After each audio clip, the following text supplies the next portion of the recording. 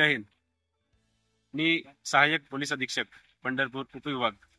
आज आमच्या टीमने करकम येथे सोमवारपेठ या ठिकाणी जी रोजा गल्ली आहे या गल्लीमध्ये एका घरामध्ये व त्याच्या मागील बाजूस एका रूममध्ये जुगारासारखा जो खेळ आहे, जो अवैध धंदा आहे, हा चालू असल्याची खबर आम्हाला मिळाली.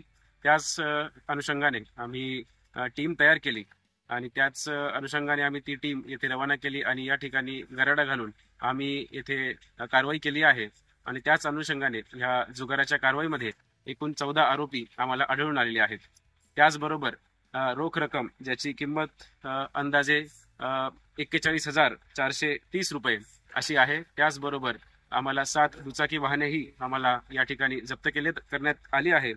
त्याचबरोबर 14 मोबाईल्स असा एकूण 5,51,430 रुपये 5,51,430 रुपयेचा मुद्देमाल आम्ही या ठिकाणी ह्या जुगाराच्या कारवाईमध्ये जप्त केला आहे. त्याचबरोबर ह्या कारवाई करताना चौकशीमध्ये असे निष्पन्न झाले की ह्या घराचा जे मालक आहेत, ज्यांचे नाव आहे विजय बाबूराव वंजारी, तर यांच्या घरामध्ये सुद्धा अवैधरित्या दारू साठा करून विक्री होत आहे अशी ही बातमी आम्हाला मिळाली. त्याच अनुषंगाने आम्ही त्यांची घरझडती घेतली आणि त्या घरझडतीमध्ये आम्हाला दारूच्या बॉक्सेस ही आम्हाला आढळून आले.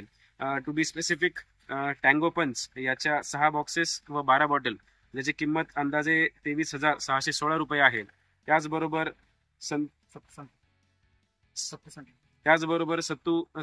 सखू संत्रा यांच्या 5 बॉक्स 12 बॉटल ज्याची किंमत अंदाजे 19,776 रुपये व त्याचबरोबर शिकरी संत्रा जे की 7 बॉक्स 24 बाटल्या ज्यांची किंमत 28,800 रुपये असा एकूण ह्या बॉक्सेस ज्याची टोटल संख्या जी आहे 72,192 रुपये अशी हे बॉक्सेस दारूचे आम्ही जप्त केले आहे आणि जुगाराची कारवाई केली आहे. मला नागरिकांना आव्हान द्यायचे आहे की अशी कुठलीही अवैधरित्या जे काही धंदे असतात त्यामध्ये आढळू नये. त्याचबरोबर आपल्याला कुठलेही असा धंदा आपल्यास जर नजरेस आला तर त्वरित पोलिसांशी संपर्क करून त्याची माहिती आम्हाला द्यावी, जेणेकरून आम्ही त्याच्यावरती कठोरातली कठोर कारवाई आम्ही करू.